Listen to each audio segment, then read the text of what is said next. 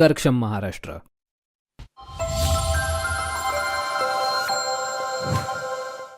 Hello and welcome. You're watching NewsX and I'm Megha Sharma. I'm today here at the Iranian Embassy and joining me on the telecast is Ambassador Iraj Elahi. Thank you very much for speaking to us, sir. Thank you for having me. My first question, yesterday we saw the first anniversary of the October 7 attack that took place in Israel. We have seen that there has been Hezbollah strikes that have pounded Israel yesterday. We also saw that Hamas declared that it had struck Israel. We also saw Houthis sending out those missiles to Israel. At this point, these are all Iraq-backed groups, Iran-backed groups. And what is the message that is going out from Iran's side and from these three organizations that are backed by the country? Thank you for having me and giving me this opportunity to clarify the situation. Let me complete your question. Yesterday, Hezbollah hit Israel, Houthi hit Israel, Hamas also hit it. But at the same time, Israeli jet fighters, drones, struck Hezbollah in Lebanon, south of Beirut, and it started a ground invasion on the territory of Lebanon. And at the same time, the bloodshedding massacre or genocide of Israel in Gaza is continued. So let's see the picture complete, give a comprehensive picture of the ongoing situation and ongoing events in the region. Regarding the 7th of October, I always mention this, that we should consider the roots of this event. The roots of this event goes back to the history of Israel, history of Palestine, the depriving of people of Palestine, and they were obliged to leave their homeland. And for this, how to interpret or analyze the 7th of October 2023 depends to your discourse. If you believe that it is a singular event, okay, you can say or call it as a terrorist act. But if you consider the roots and history and background of the events and the relation between Palestinian and Israel, there is not only doubts, but also there is a strong and rational justification to call it a military and resistance operation. They were obliged to do this to defend their homeland. They were deprived of their homeland, so they had no option just to defend and resist. Another issue is that even if we assume it as a terrorist act, it's, as mainstream media and too many people Israel has tried to prove that it was a terrorist act. And many media, unfortunately, even in India, call it a terrorist act. Let's assume that it was a terrorist act.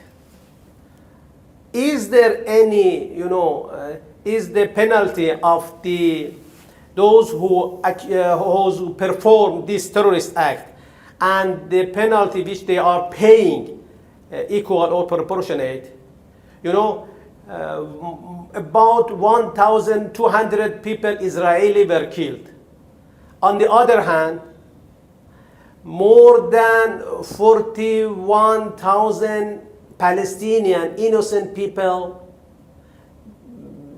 families residential were killed or you can see in the, during the, between casualties. No residential has remained safe.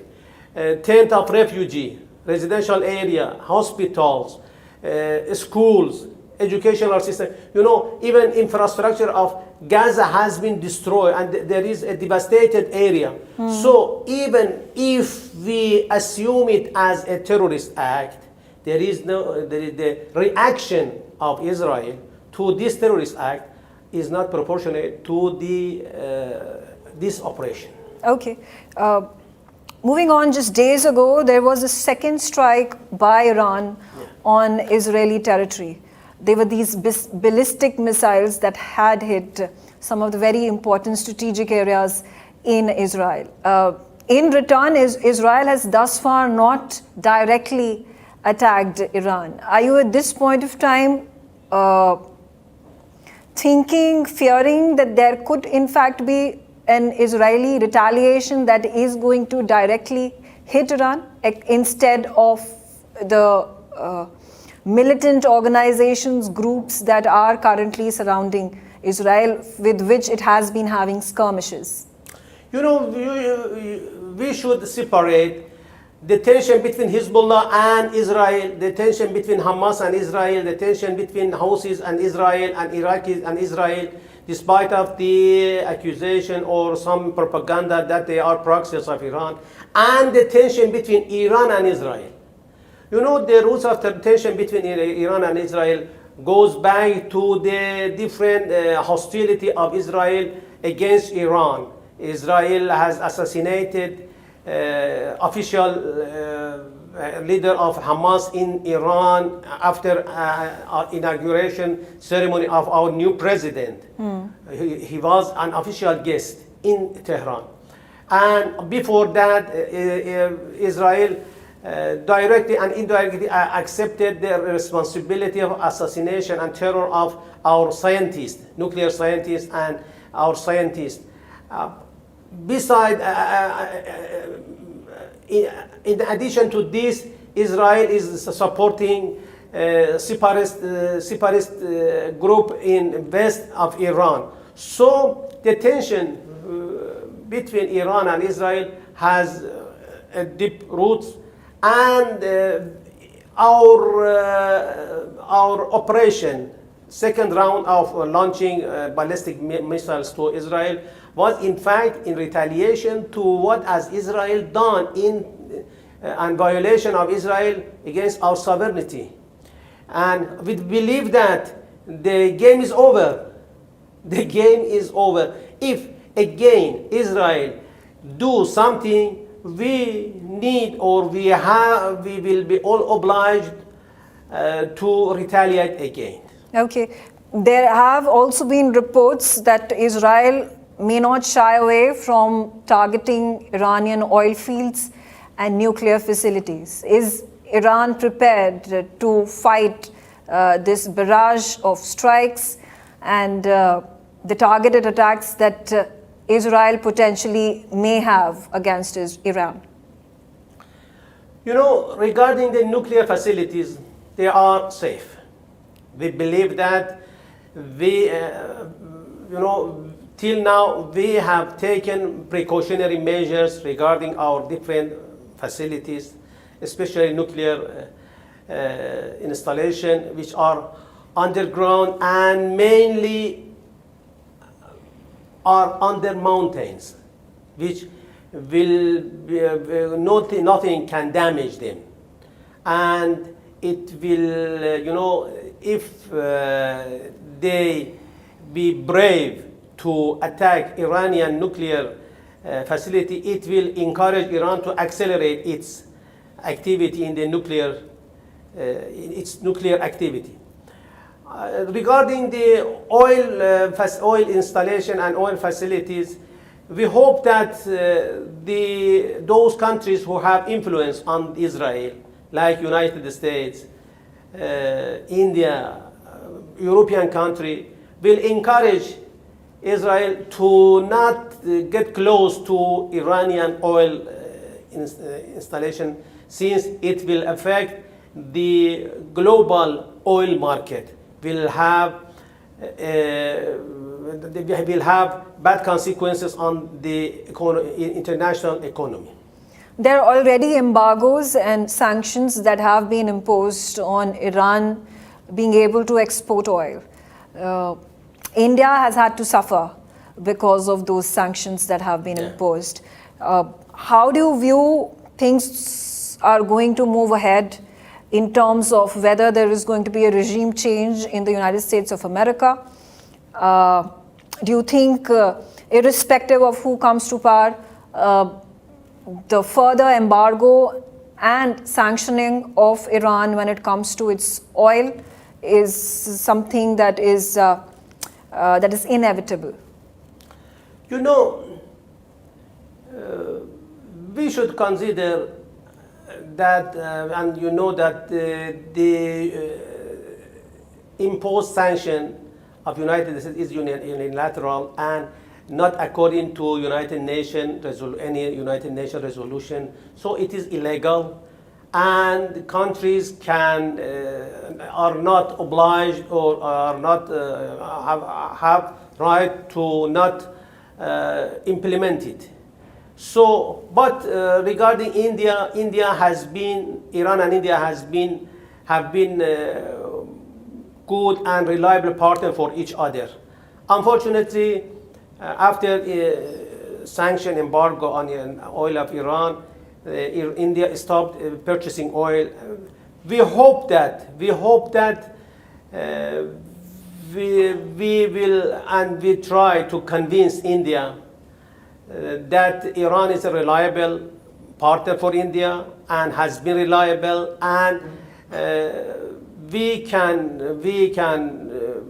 supply some portion of Indian needs. Okay, talking about India and Iran, and our ties go way back, and Chabahar port deal, which was left in the back burner, unfortunately, has once again been revived in July after an agreement that was signed between both the countries. Do you think the Middle East escalation will have an adverse impact on that? No, categorically no. You know, the main function of Chabahar port is to connect India and save India connection to the Eurasia and Russia and even Europe. Chabahar is far from west of Iran. Chabahar is in the southeast of Iran, and it is more than 3,000 kilometers far from Iranian western border. So I hope that it will, the current situation in the region will accelerate the implementation different projects inside Iran, which is related to the connectivity and logistic and transportation in the field of railway and road and airport, to be able to serve India and other Southeast Asian country, to connect to Europe and Russia as a big market. Talking about connectivity and corridors being built, there is also the very strategic IMEC, a decision that was had after the signing of agreements where India was going to be part of this corridor to allow for India, Middle East, and then all the way reaching out to East Europe. With the ongoing war, that has again been stalled. Is Iran in favor of building of this corridor? And do you think it is fair for the war to hamper this development? You know, the function of IMEC is to connect India to Europe through Saudi Arabia Peninsula, Israel, Mediterranean Sea. You know, its function differs from the INSTC corridor, which passed through territory of Iran. So we do not have any feeling regarding IMEC. But we believe that the logic of using any corridor depends is based on its safety, price, and time. So IMEC never can substitute INSTC.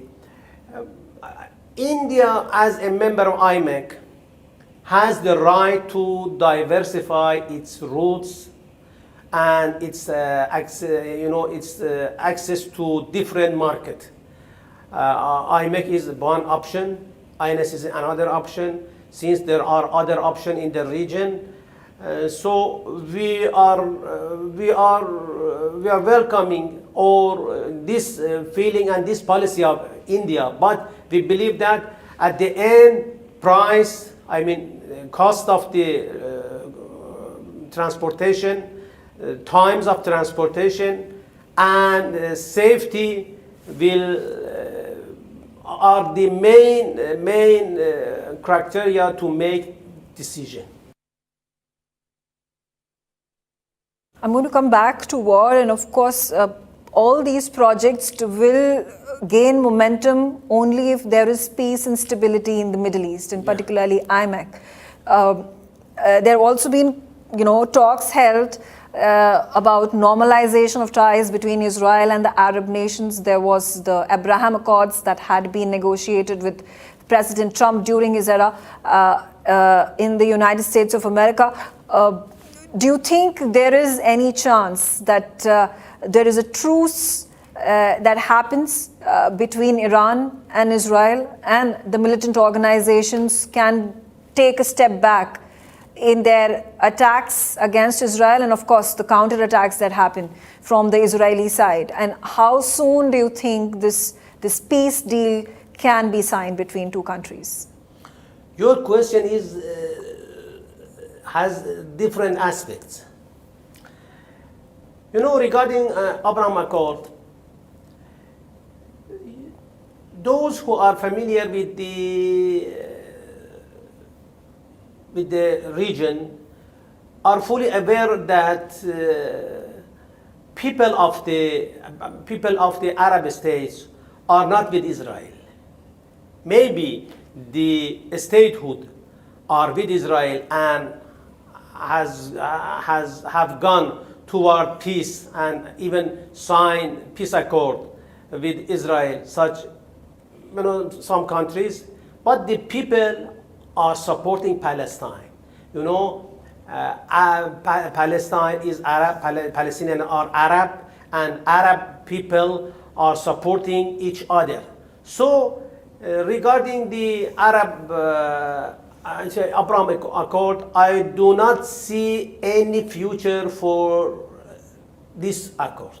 I don't see, since if you go review the history of the talks between Israel and Palestinian and Israel and Arab states, you will see Camp David, Oslo, Madrid, and different, and at the end was Abraham Accord. Yes. None of them till now succeed to establish a peace and security in the region.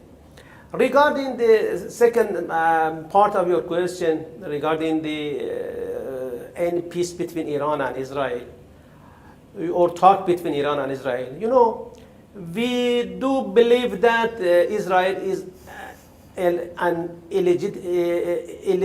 it's not a legitimate regime. It is simple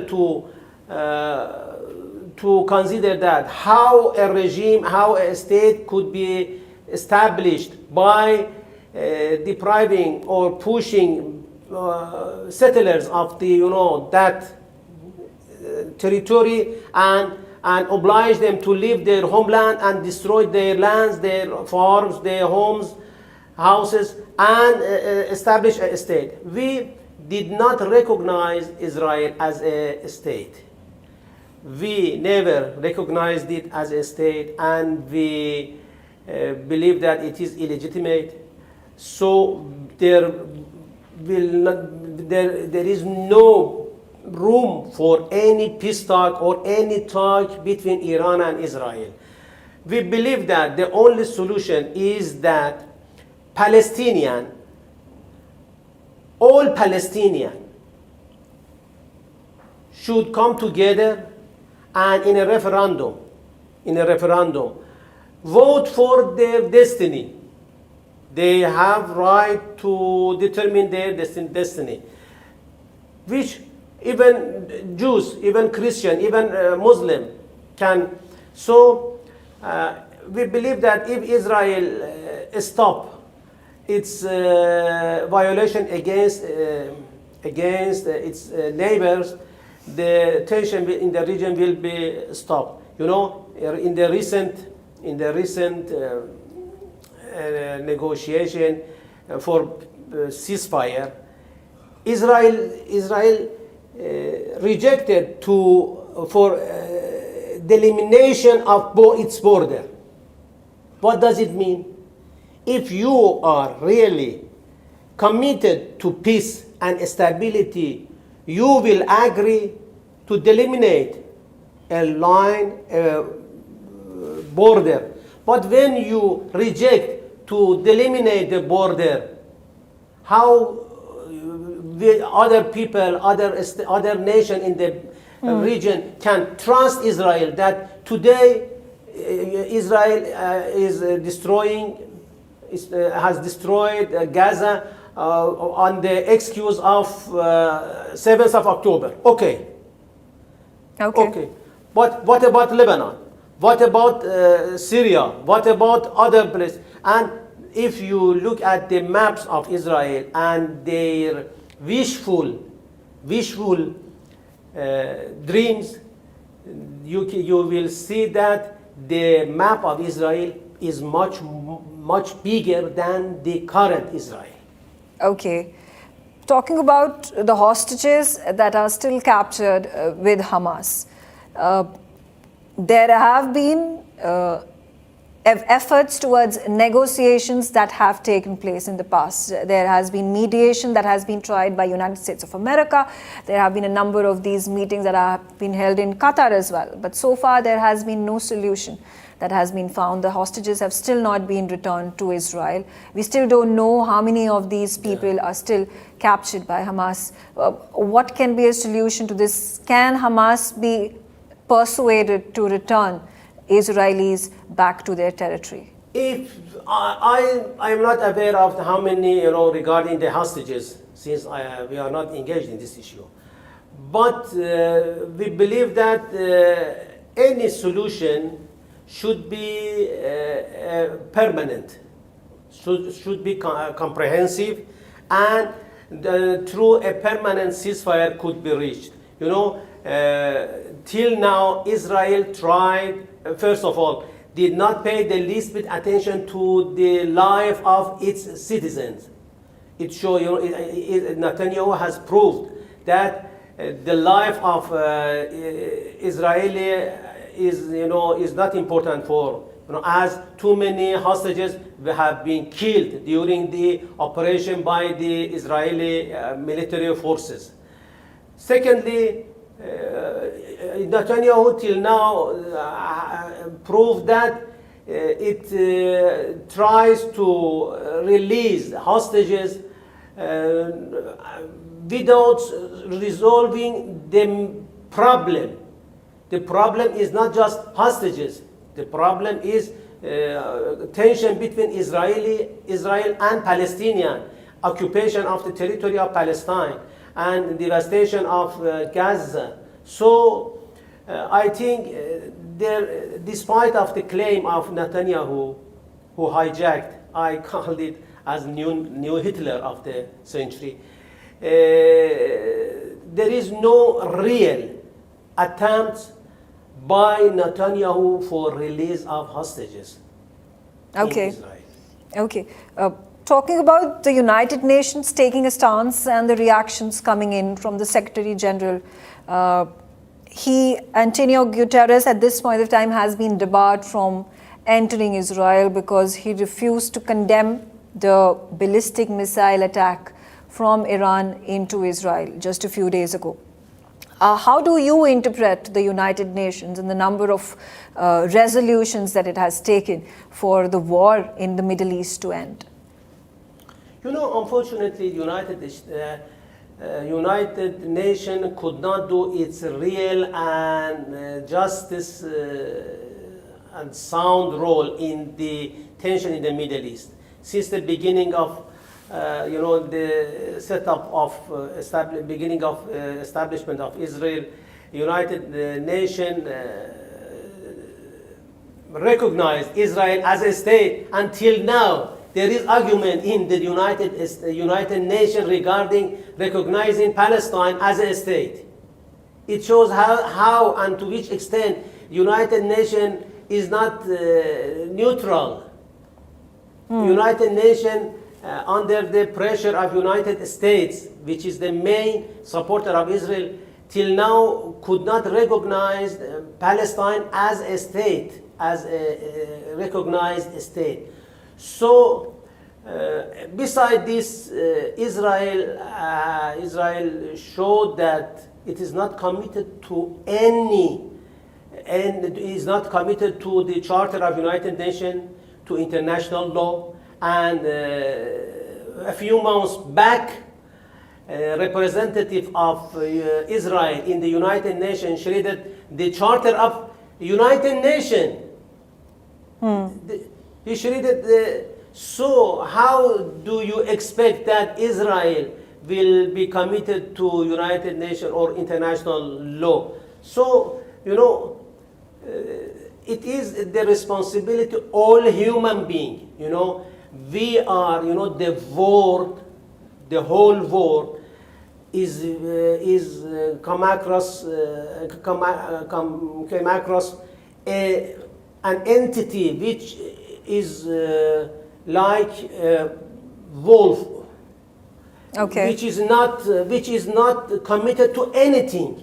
It just understand its benefit. Okay. Let's also talk about the statements that are coming forth from the Israeli side about the US-NATO security and how the Middle East war, and particularly Iran with its compatibility now with China and Russia, is then going to be a threat to NATO and the United States. How do you react to it? You know, I have heard about this, that there is a triangle, Iran, Russia, China, and on the other hand, another alliance in the, you know, Iran is an independent state. Iran is an independent state. We do have good relation with India. We do have good relation with China. We do have good relation with Russia. We do even with now after rapprochement with Saudi Arabia. So Iran is an independent state, and our main strategy is to have autonomous approach. You know, not affiliated to this bloc or that bloc. So it is, I think, some imaginary thought that try to pretend or present Iran as a threat to the region. Okay, and finally, before I let you go, Ambassador, India and Iran's strategic interests that at this point of time, I don't know if I can say, are they being undermined because of the conflict? And what is it that Iran expects out of India to figure out a solution and help the Middle Eastern region be brought back to peace? You know, in India, I have witnessed that all Indian, you know, the nature of India is beautiful. And you can see, even in my embassy, I can see different animals. And our colleague, our local staff, are putting water for animals, or feed animals. It shows that Indians are not indifferent regarding their creatures. My question is that how Indian could be indifferent regarding what is going on or what's happening in Palestine. Starvation of infants, genocide, killing innocent people, So I believe that even according to the thoughts and beliefs of Hinduism, they should not be indifferent regarding this. Regarding the stance of the government of India, I believe that at the emerging international order, India will have important role. We are now at the era of emerging new order at the international level. India can play important role for ceasefire in the region, and we hope that we will witness the trial since India has good relation with Israel. Since you talk about Hindus, and do you think there is a differing stance between how the government of India looks at the Middle Eastern conflict? You said there is seemingly an indifference that Iran would be more than happy for India to then get into this entire turmoil and pick a side is what you essentially at this point of time are saying. But are you saying that Hindus in the country versus the Muslims in the country have a differing stance? I also speak about this because of there have been protests that have taken place after the death of Nasrallah, the Hezbollah commander that took place. I do not separate between Muslim and Hindu in India. I am speaking about the human being. As a human being, you cannot be indifferent regarding what is happening to the others. Even, Muslim express their solidarity to Palestinians. Regarding Hindus also, according to their beliefs, they could not be indifferent. Since they are respecting creature, they are respecting mouse, they are respecting monkey, they are respecting goat, they are respecting everything. Ant, bees, whatever you see, for this reason they create the ecosystem of India has been saved. So, if Hindus, it's my question, how Hindus are indifferent regarding what is happening to the other human being in Palestine? This is a question. Okay. All right. Thank you, Ambassador Elahi, for joining me on the telecast, sharing your views, and I hope that a truce is brought forth in Middle East and this war ends. We hope. And thank you, audience. Thank you for giving me this opportunity. Thank you. यार तो काफी damage हो गई। No problem, मैंने policy बाजार को